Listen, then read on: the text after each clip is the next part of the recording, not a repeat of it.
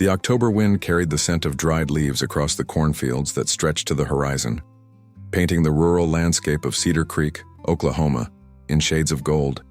Cedar Creek Elementary School, a red brick building constructed in the 1950s, looked even smaller under the vast sky that extended over the tiny community of just 800 residents.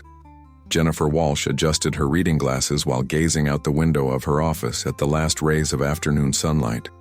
At 42, she had dedicated the past 12 years of her life to this school as its principal, watching entire classes grow up and move on to larger schools in neighboring towns.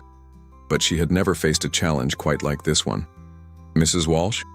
The soft voice of 9-year-old Emily Rodriguez interrupted her thoughts. The girl stood in the doorway holding a crumpled permission slip, tears welling in her brown eyes. "My mom says I might have to go to school in the city next year." Jennifer knelt beside the student, feeling the weight of responsibility on her shoulders. Emily was one of only 23 children still attending the school, a number that seemed to shrink every semester. The girl had a natural talent for music, always humming melodies during recess and dreaming of learning to play guitar. "Don't worry, Emily, we're going to find a way to keep our school running," Jennifer said, though her own voice betrayed the uncertainty she felt deep down. The sound of footsteps echoed down the empty hallway. Amanda Foster, the school's music and third-grade teacher, appeared in the doorway with a heavy expression. At 29, Amanda had moved to Cedar Creek 3 years ago, drawn by the promise of making a real difference in a small community. Her auburn hair was pulled back in a messy bun, and the worry lines around her green eyes revealed sleepless nights. "Jennifer, can we talk for a minute?" she asked, glancing discreetly at Emily. The principal asked the student to go play in the courtyard with the other children, who were still waiting for their parents. When they were alone, Amanda closed the door and sighed deeply. "I got the call from the district superintendent this morning," she began, her voice low and tired. "If we can't increase enrollment or find additional funding by the end of the school year, they're going to close the school permanently." Jennifer felt as if the ground had disappeared beneath her feet. "Amanda, we can't let this happen. These children, their families chose to live here precisely because they wanted an education close to home, in a tight-knit community." "I know, Jennifer. Believe me, I know." Amanda sat heavily in one of the small student chairs, looking out of place. "We've tried everything. Bake sales, raffles, we've asked for donations from businesses in the region. We managed to get some used equipment and school supplies, but not enough to cover operational costs. The reality was harsh. The school needed at least $50,000 to modernize the computer lab, repair the leaking roof in the music room, and buy new textbooks. The municipal budget barely covered the salaries of the 4 staff members and basic utilities. What if we organized a bigger event, a community festival?" Jennifer suggested, though she knew they had tried something similar the previous year with modest results. "David Patterson from the hardware store mentioned something interesting today," Amanda said, a small spark of hope in her eyes. "He heard that sometimes celebrities visit rural schools for charity projects. Apparently, his daughter saw something like that on the internet." Jennifer raised an eyebrow. Cedar Creek wasn't exactly the type of place that attracted celebrity attention. The town's main street consisted of a post office, a small grocery store, Patterson's Hardware, Murphy's Cafe, and a gas station. The most exciting event of the year was usually the annual Corn Festival. "I know it sounds crazy," Amanda continued, "but what if we tried reaching out? Maybe wrote some letters or made some calls?" Before Jennifer could respond, the sound of a car engine caught their attention. Through the window, they saw a dusty pickup truck pulling into the school parking lot. Tom Bradley, the school's maintenance worker and bus driver, stepped out and waved at them. Tom had worked at the school for over 20 years, and his weathered hands had fixed everything from broken desks to heating systems. At 58, he was more than an employee. He was part of the school's foundation, someone who knew every child's name and story. "Ladies," he said as he entered the office, removing his worn baseball cap, "I couldn't help but overhear some of your conversation. My wife Carol was at Murphy's Cafe this afternoon and she heard something interesting." Jennifer and Amanda exchanged glances. In a town like Cedar Creek, news traveled fast, especially when it involved the school that served as the heart of the community. "There's apparently some country music star traveling through Oklahoma this week," Tom continued. Carol said she overheard some truckers talking about seeing a tour bus at truck stops, but whoever it is seems to be keeping a low profile, staying at small motels, eating at local diners. Amanda felt her heart skip a beat. As a music teacher, she was well aware of how many country stars had roots in rural communities like theirs. Did they mention who it might be? Nah, but Carol said they seemed to think it was someone big, someone who really cares about small towns. Tom scratched his graying beard thoughtfully. Maybe it's worth keeping our ears open. The conversation was interrupted by the sound of children laughing outside. Through the window, they could see the remaining students playing on the old playground equipment, their joy and innocence in stark contrast to the adults' worries about their uncertain future. Emily Rodriguez was teaching her younger classmates a song she had learned, her clear voice carrying across the courtyard. 8-year-old Jake Morrison was trying to keep rhythm by clapping his hands while twin sisters Lucy and Sarah Chen giggled as they attempted to follow along. "Look at them," Jennifer said softly. "They have no idea their whole world might change in a few months." Amanda felt a knot form in her stomach. These weren't just students, they were her kids, each with dreams and talents that deserved nurturing. Emily wanted to be a singer. Jake loved mathematics and building things with blocks. And the Chen twins showed incredible promise in art and creative writing. "We can't give up," Amanda said with sudden determination. "I don't care if we have to knock on every door in Oklahoma. These children deserve better." As the sun began to set over the cornfields, painting the sky in brilliant shades of orange and pink, the three educators stood together in the small office, each lost in their own thoughts about the monumental task ahead of them. None of them could have imagined that their prayers were about to be answered in the most unexpected way possible, or that their small school was about to receive a visit from someone who would change everything forever. 3 days later, the morning mist hung low over Cedar Creek as Amanda Foster unlocked the school's front door at 6:30 a.m. She had always been an early riser, but lately, sleepless nights filled with worry had her arriving even earlier than usual. The quiet hours before students arrived gave her time to think, plan, and sometimes just sit with her concerns about the school's future. As she made her way to the music room, Amanda noticed something unusual through the window. A sleek black SUV with tinted windows parked across the street at Murphy's Cafe. In a town where most people drove pickup trucks or older sedans, the vehicle stood out like a sore thumb. She shrugged it off and focused on preparing for the day ahead. Her first class would be the combined 4th and 5th graders, and she had planned a special lesson about American folk music, something she hoped might inspire them to appreciate their cultural roots. Around 7:45 a.m., as Amanda was arranging sheet music on the piano, she heard voices coming from the main hallway. Jennifer's distinctive laugh echoed through the building, followed by an unfamiliar woman's voice with a distinctive southern accent. "I just couldn't drive past without stopping in," the stranger was saying. "Small schools like this one hold a special place in my heart." Amanda's curiosity got the better of her. She stepped into the hallway and saw Jennifer talking with a woman in her mid-60s wearing jeans, boots, and a simple sweater. The visitor had fiery red hair pulled back in a casual ponytail, and a warm, genuine smile that immediately put people at ease. "Amanda," Jennifer called out. "Come meet our visitor. This is, She paused, realizing she hadn't caught the woman's name. "Rebecca," the stranger said quickly, extending her hand to Amanda. "Rebecca Smith. I was just passing through town and wanted to see your school. I heard you folks do wonderful work here." There was something familiar about Rebecca's voice, something that made Amanda's musical ear perk up, but she couldn't quite place it. The woman's handshake was firm and warm, and her eyes sparkled with genuine interest. "Rebecca used to work in education," Jennifer explained. "She was telling me about some of the programs she's seen in other rural schools." "That's wonderful," Amanda replied. "Would you like a tour? We're pretty proud of what we've accomplished here, despite our challenges." As they walked through the hallways, Amanda found herself opening up to this stranger in ways that surprised her.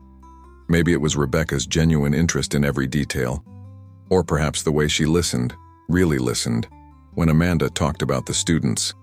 "This is our music room," Amanda said, pushing open the door to reveal a space that had seen better days. The old upright piano needed tuning, the few guitars were missing strings, and the percussion instruments were stored in cardboard boxes. It's not much, but the kids love it here. Rebecca walked slowly around the room, running her fingers along the piano keys and examining the handmade decorations on the walls. Student artwork depicting musical notes, instruments, and their dreams of becoming musicians.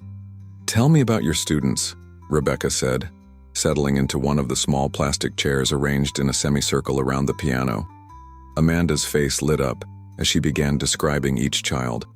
"Emily Rodriguez has the most beautiful voice you've ever heard. She's only 9, but she can carry a melody like someone twice her age. And Jake Morrison, he's got perfect rhythm. The Chen twins write their own songs, and little Bobby Wells can play anything by ear on the piano." "It sounds like you have some real talent here," Rebecca observed. "Do they ever get to perform?" "We have small concerts for the parents at Christmas and end of year," Amanda said, her enthusiasm dimming slightly. "But we don't have the resources for anything bigger. No sound system, limited instruments, and honestly," she trailed off, not wanting to burden this kind stranger with their problems. "Honestly what?" Rebecca prompted gently. Amanda sighed. "We might not be here much longer. The district is talking about closing us down if we can't find additional funding." Rebecca's expression grew serious. "How much are we talking about?" "Around $50,000, Amanda said, feeling embarrassed by the number. "I know it probably doesn't sound like much to some people, but for us it might as well be $1 million. They were interrupted by the sound of school buses arriving and children's voices filling the parking lot. Rebecca glanced at her watch and stood up. "I should probably get going," she said. "But would it be all right if I came back sometime? Maybe when the children are here? I'd love to hear them sing." "Of course," Amanda replied. "They'd love to perform for you. Are you staying in town for a while?" Rebecca smiled mysteriously. "You might say that. I have some business in the area that might take a few days." As the students began filing into the building, Rebecca made her way toward the exit. But she stopped when she heard a clear, sweet voice echoing down the hallway. Emily Rodriguez was singing softly to herself as she hung up her backpack. For a moment, Rebecca stood perfectly still, her eyes closed, listening to the pure, untrained voice that carried so much natural talent and emotion. When Emily finished, Rebecca had tears in her eyes. "That child," she whispered to Amanda, "has a gift from God." "She does," Amanda agreed. "I just wish we could do more to nurture it." Rebecca squeezed Amanda's hand. "Maybe you can. Sometimes help comes from the most unexpected places." As she walked toward her SUV, Rebecca pulled out her phone and dialed a familiar number. "Narvel? It's me. I need you to cancel my appointments for the rest of the week." "No, everything's fine. Actually, everything's better than fine. I just found something that needs my attention. A school in Oklahoma. Trust me on this one." Through the window of her vehicle, Rebecca watched as children settled into their classrooms, their laughter and energy filling the old building with life. She had traveled thousands of miles and performed for millions of people. But there was something about this place, these kids, and their dedicated teachers, that spoke to her heart in a way that fame and fortune never could. She made a mental note to call her accountant later. $50,000 was nothing compared to what these children could accomplish with the right support.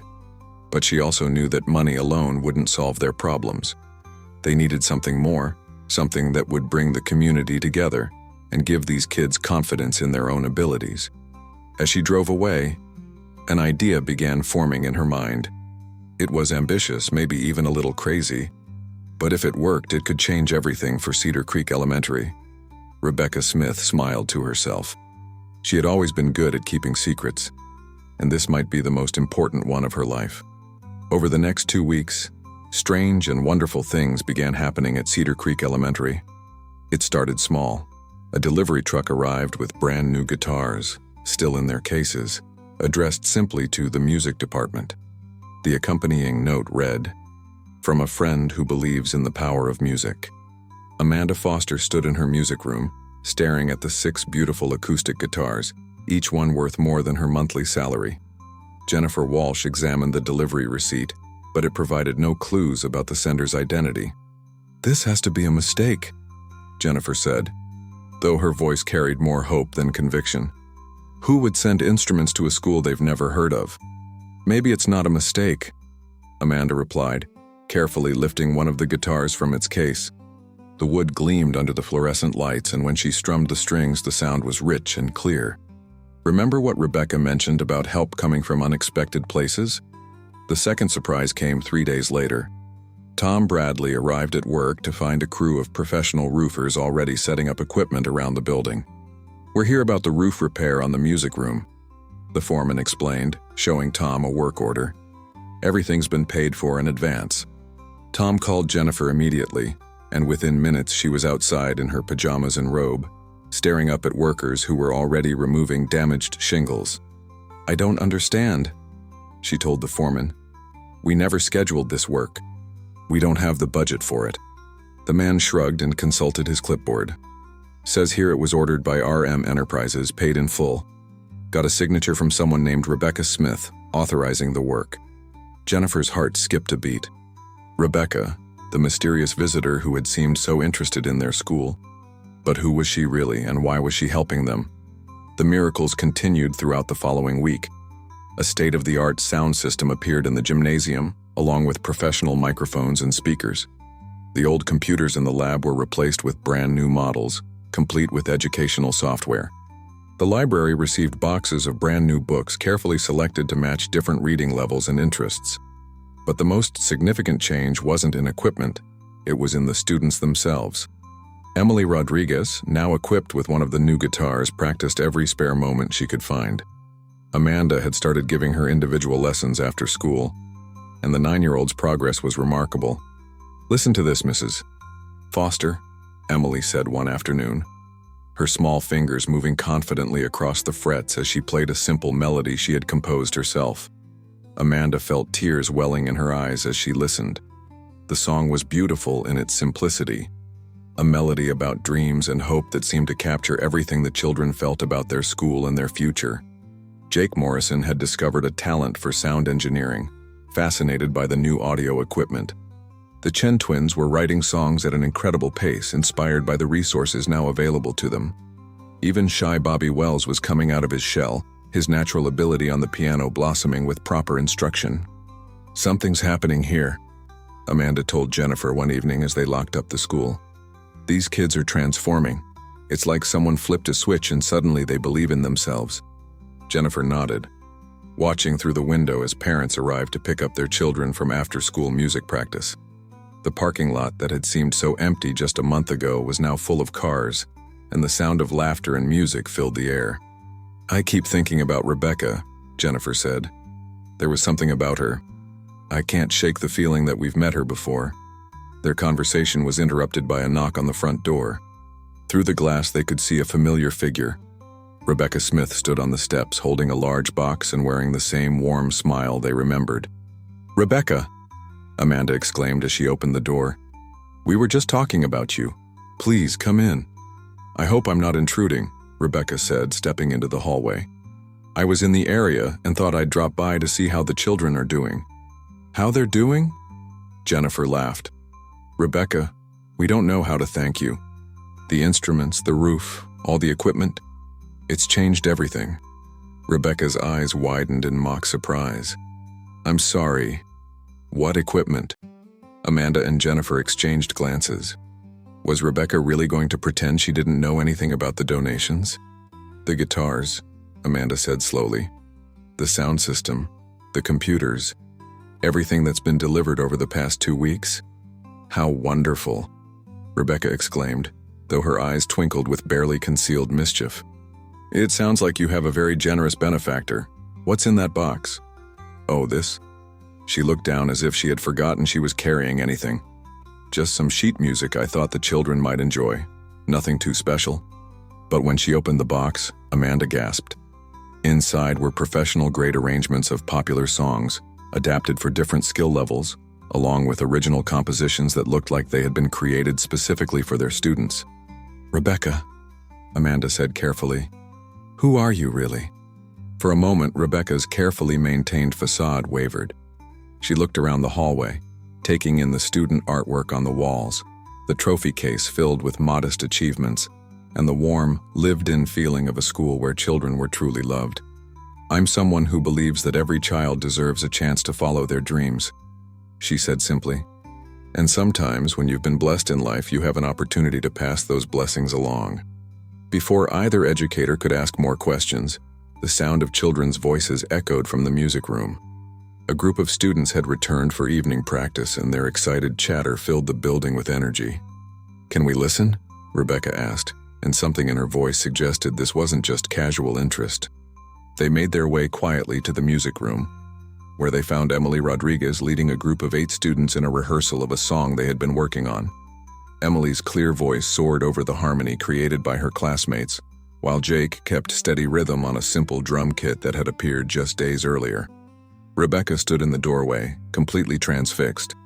These weren't polished professionals. They were children finding their voices, discovering their talents, and supporting each other in ways that brought tears to her eyes. When the song ended, little Bobby Wells looked up and spotted the adults in the doorway. "Mrs. Foster," he called out. "Did you hear us? We're getting really good." "You certainly are," Amanda replied, her voice thick with emotion. "I'm very proud of all of you." Emily approached the group, still holding her guitar. "Who's that?" she asked, nodding toward Rebecca. "This is Rebecca Smith," Jennifer said. "She's a friend of the school." "Nice to meet you, ma'am," Emily said politely. Then, with the fearlessness that only children possess, she added, "Would you like to hear our new song? I wrote it myself." Rebecca nodded, not trusting her voice to remain steady. Emily began to sing, and once again, Rebecca was transported. The song was about a small town, about dreams that seemed too big for such a little place, and about the power of believing in yourself even when others couldn't see your potential. As the last notes faded away, Rebecca wiped tears from her eyes. "Emily," she said softly, "that was absolutely beautiful. Have you ever thought about performing for a larger audience?" The girl's eyes lit up. "Do you really think people would want to hear me sing?" "Honey," Rebecca said, kneeling down to Emily's level, "I think you have the kind of voice that could move mountains." Later that evening, after the students had gone home and the school was quiet, Rebecca sat in her SUV in the parking lot, talking on her phone with her manager. "Narvel, I need you to make some arrangements." "Yes, I'm still in Oklahoma." "No, I can't tell you exactly what I'm planning yet, but I'm going to need the bus, the band, and probably about a week to pull this together. Trust me, this is going to be something special." As she drove back to the small motel where she had been staying under her assumed name, Rebecca's mind was racing with possibilities. These children, this school, this community, they had reminded her why she had fallen in love with music in the first place. It was time to give them something they would never forget, and in doing so, ensure that Cedar Creek Elementary would not only survive, but thrive for generations to come. The idea came to Rebecca during her morning coffee at Murphy's Cafe, where she had become a regular over the past 3 weeks. She sat in her usual corner booth, watching the early morning routine of Cedar Creek unfold through the window. Tom Bradley arriving at the school, Jennifer Walsh hurrying in with her arms full of papers, and parents dropping off their children for another day of learning and growth. "More coffee, Rebecca?" asked Betty Murphy, the cafe's owner and chief waitress. At 67, Betty knew everyone in town and had become Rebecca's unofficial source of community information. "Please," Rebecca replied, sliding her cup across the table. "Betty, what's the biggest event this town has had in recent years?" Betty laughed as she poured the steaming coffee. "Biggest event? Honey, you're looking at it. When old Mr. Henderson's bull got loose and wandered into the church during Sunday service last spring, we talked about it for months." "I'm serious," Rebecca pressed gently. "Has the school ever hosted a large community event? A fundraiser or celebration?" Betty's expression grew more thoughtful. "Well, they used to have a spring festival back in the day. Must be 10 years now since they stopped. Not enough volunteers to organize it. Why do you ask?" Before Rebecca could answer, the cafe door chimed, and David Patterson from the hardware store walked in, followed by Dr. Helen Chen, the town's only physician and mother of the Chen twins. "Morning, Betty," David called out, then noticed Rebecca. "Well, hello there, Rebecca. Still exploring our little town?" Something like that, Rebecca replied with a mysterious smile. Actually, I was just asking Betty about community events. I have an idea that might interest you. Within minutes, word had spread through the small cafe that the mysterious visitor had a proposal for the town. By 8 a.m., a small crowd had gathered around Rebecca's booth. Betty Murphy, David Patterson, Dr. Chen, and several other local business owners and parents. "Here's what I'm thinking," Rebecca began, her voice carrying the natural authority of someone accustomed to organizing large-scale events. "What if we organized a benefit concert for the school? Something big enough to not only raise the remaining funds they need, but to put Cedar Creek on the map." The group exchanged skeptical glances. "A concert?" Dr. Chen asked. "Rebecca, we appreciate the thought, but who would come, and who would perform?" Rebecca's eyes sparkled. "Leave the performers to me. But I'll need everyone's help to make this work. We'd need a venue, volunteer coordinators, publicity, food vendors. The old Henderson farm has that big field," David suggested, caught up in the enthusiasm. "Been empty since he moved to the city. Flat ground, easy access from the main road. And my church ladies could handle the food," Betty added excitedly. "We've been looking for a project to bring the community together." Dr. Chen was more cautious. "This sounds wonderful in theory, but we're talking about a major undertaking. Do you have experience organizing events like this?" Rebecca smiled. "You could say that. But what I don't have is local knowledge and community connections. That's where all of you come in." Over the next 2 hours, they hammered out the basics. The event would be held in 3 weeks. Enough time to organize, but not so far out that momentum would be lost. They would call it Music for Education, a community concert. "There's just one thing," Rebecca said as the meeting was breaking up. "I need you all to trust me about the entertainment. I have some connections in the music industry, and I think I can arrange something that will surprise everyone." That afternoon, Rebecca drove to the school for what had become her regular visit. She found Amanda in the music room, working with Emily and 3 other students on a harmony arrangement. "Don't mind me," Rebecca said, settling into her usual spot in the back of the room. "I just love listening to them practice." As the lesson continued, Rebecca made mental notes. Emily's voice had grown even stronger over the past weeks, gaining confidence and control. Jake had developed a natural feel for rhythm guitar, and the Chen twins' songwriting had evolved to include sophisticated melodies and meaningful lyrics. When the practice session ended, Rebecca approached Amanda with a serious expression.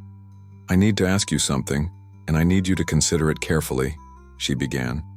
"How would your students feel about performing in front of a large crowd?" Amanda's eyebrows rose. "How large are we talking? Maybe 1,000 people? Maybe more?" Amanda nearly dropped the sheet music she was holding. "Rebecca, what are you planning?" "A benefit concert for the school. The whole community is getting involved. But I want your students to be part of the show, not just the audience." I don't know," Amanda stammered. "They're just children. They've never performed for anyone except their parents and classmates." "That's exactly why they should do it," Rebecca said firmly. "Amanda, these kids have real talent. But more than that, they have heart.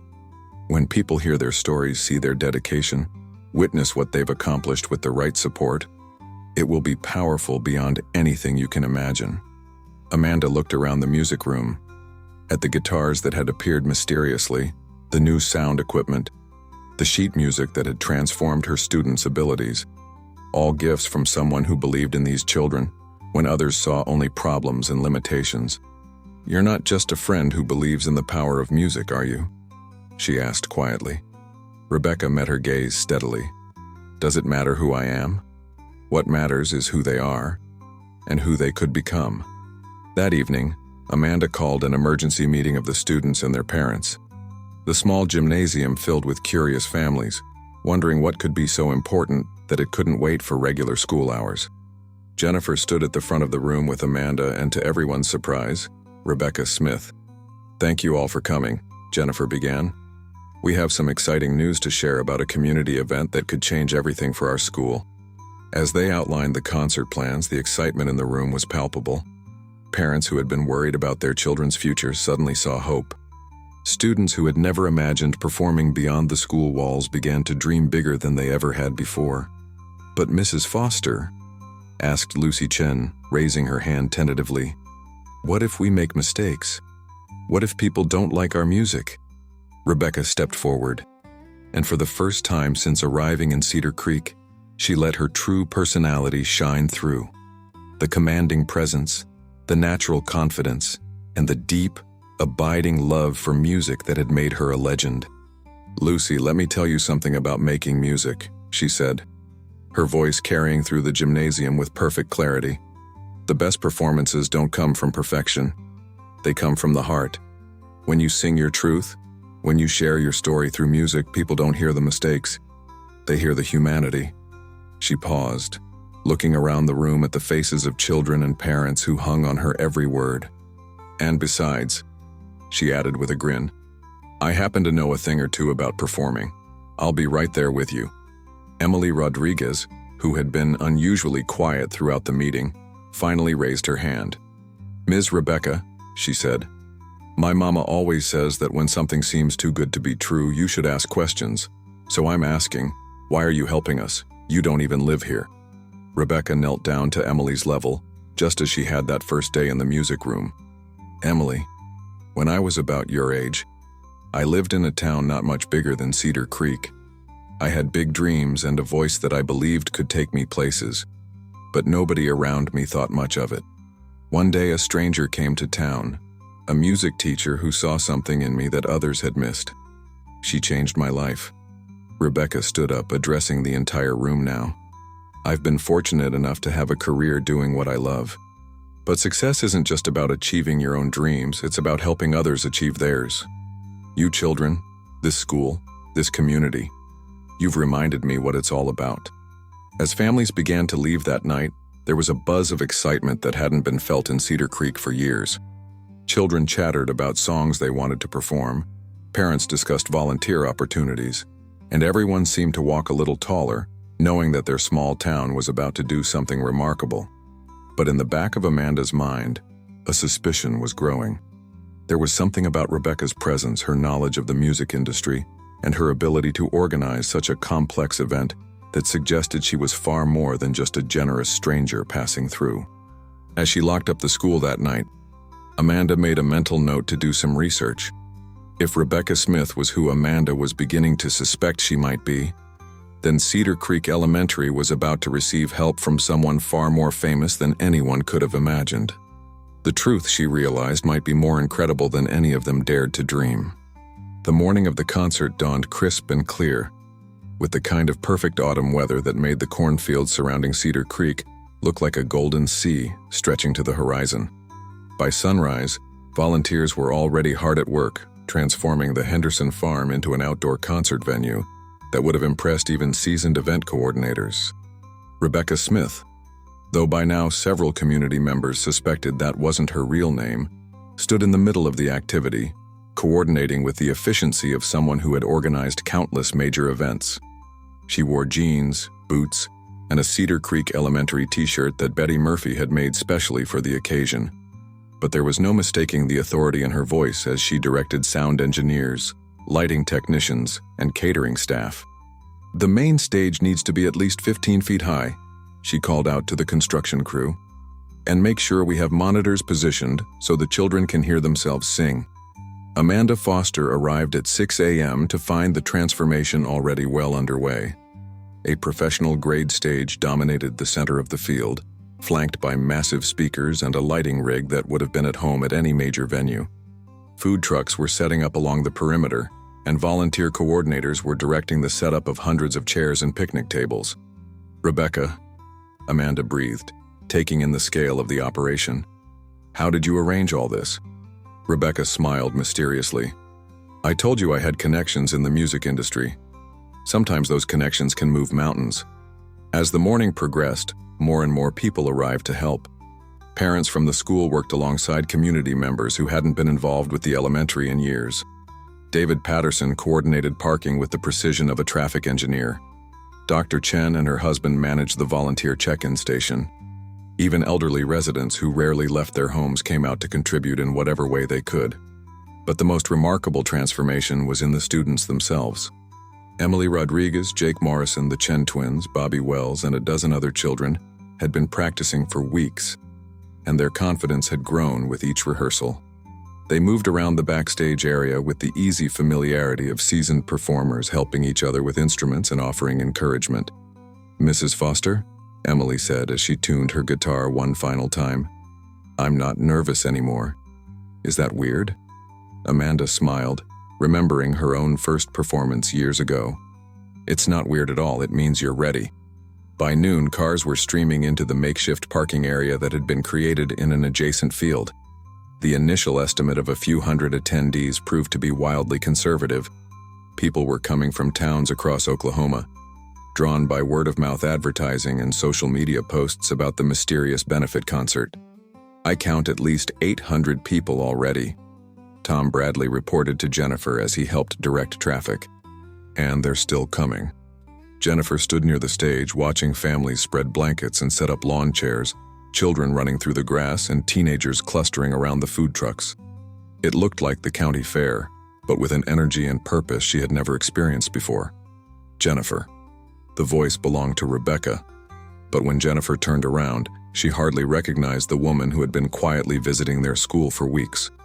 Rebecca's hair was styled professionally. She wore stage makeup, and her entire demeanor radiated the confidence of someone completely comfortable in the spotlight. "It's time you knew the truth," Rebecca said simply.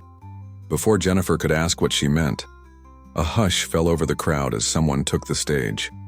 Amanda looked up from her position in the wings with the students to see a man in his 50s addressing the audience through the professional sound system. "Good afternoon, folks," he said, his voice carrying easily across the field. "My name is Narvel Blackstock, and I have the honor of managing one of country music's most beloved artists.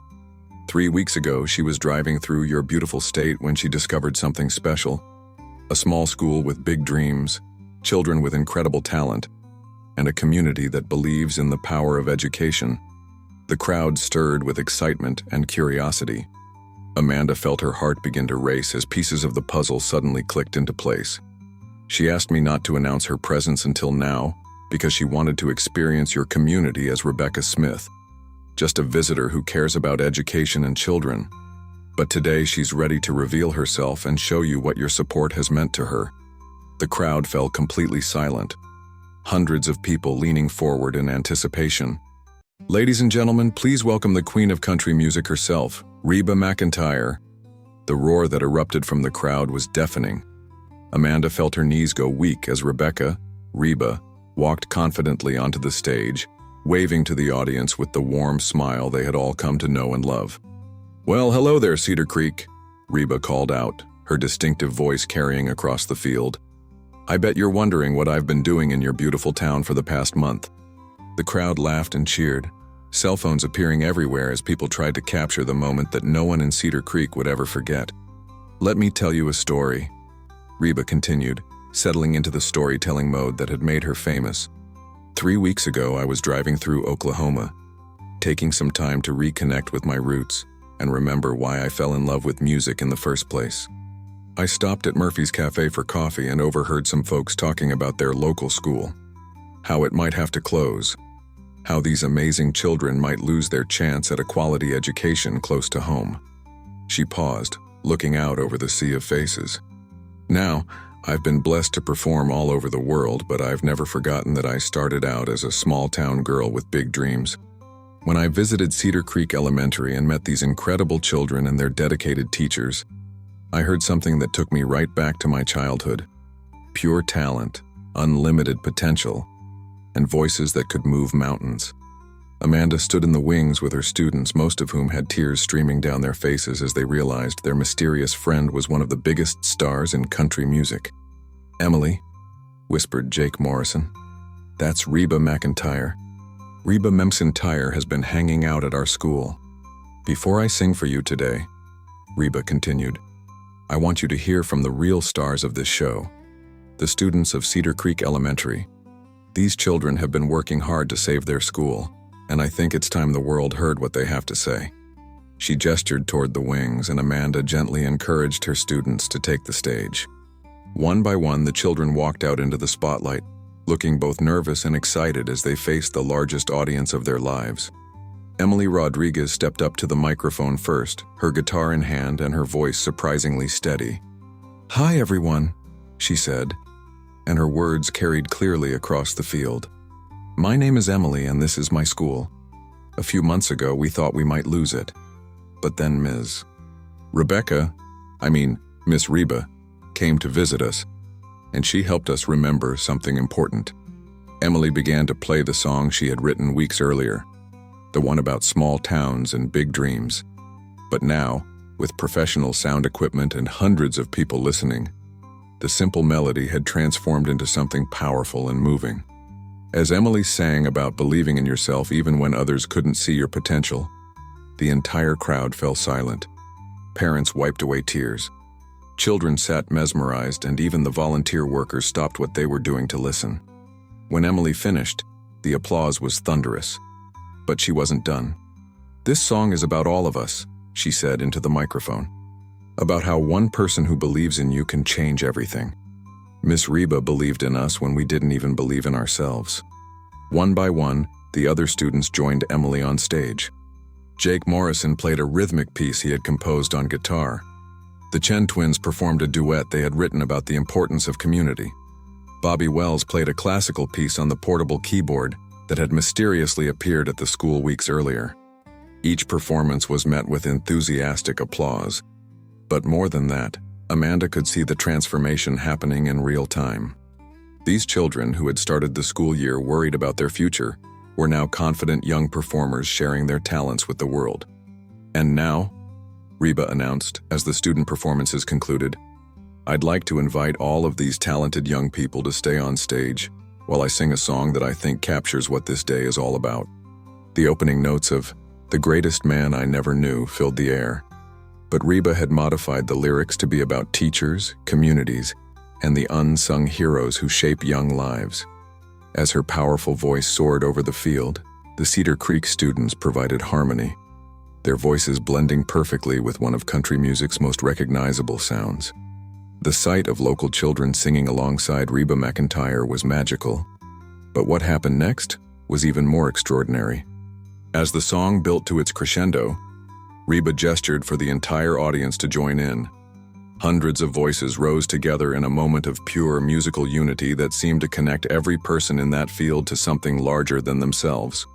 When the song ended, there wasn't a dry eye in the crowd. Reba put her arms around Emily and Jake, the two students closest to her, and addressed the audience once more.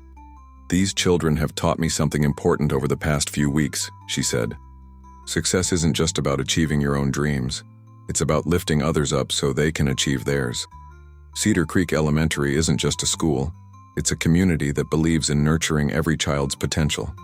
She reached into her pocket and pulled out an envelope. "That's why I'm proud to present this check for $100,000 to ensure that this school not only stays open, but has the resources to provide these children with every opportunity they deserve." The crowd erupted in cheers as Jennifer Walsh joined them on stage to accept the check. But Reba held up her hand to indicate she wasn't finished. "But that's not all," she continued with a grin. "I've also arranged for a music scholarship program that will provide instruments, lessons, and performance opportunities for any student in this district who wants to pursue music. And I've asked my friend Blake Shelton to establish a visiting artist program that will bring professional musicians to rural schools across Oklahoma."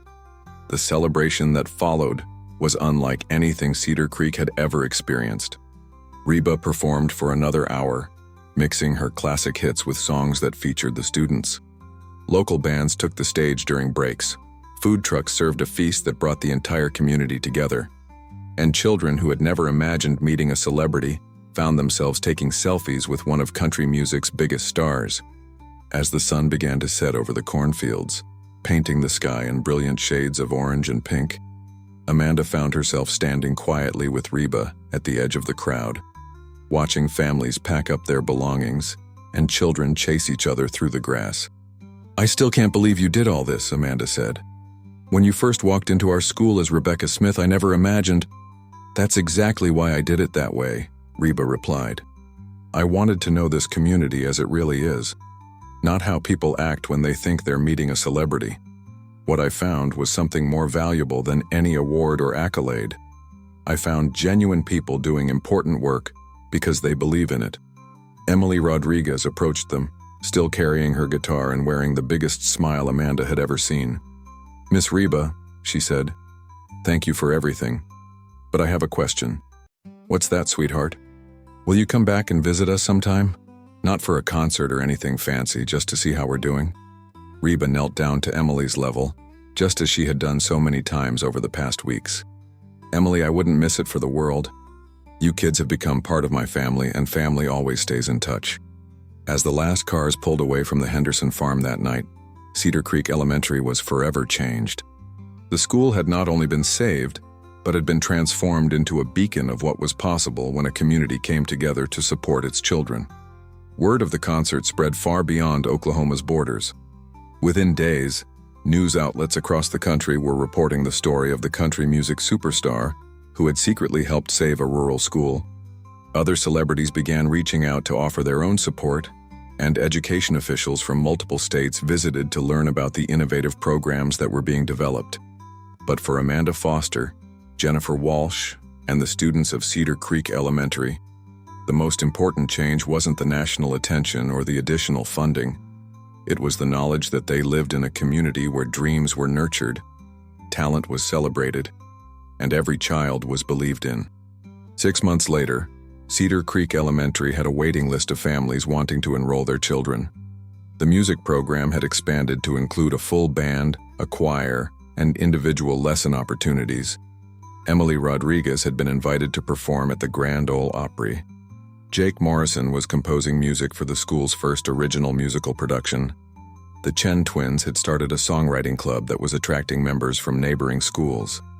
And sometimes, on quiet Tuesday afternoons, a familiar SUV would pull into the school parking lot. Reba McEntire would walk into the music room, settle into her usual spot in the back, and listen as the children of Cedar Creek Elementary filled the air with the sound of dreams coming true. The woman who had once been known to them as Rebecca Smith had given them more than financial support or even fame. She had given them the most precious gift of all, the unwavering belief that every voice matters, every dream is worth pursuing, and every child deserves a chance to shine. In Cedar Creek, Oklahoma, that belief had changed everything.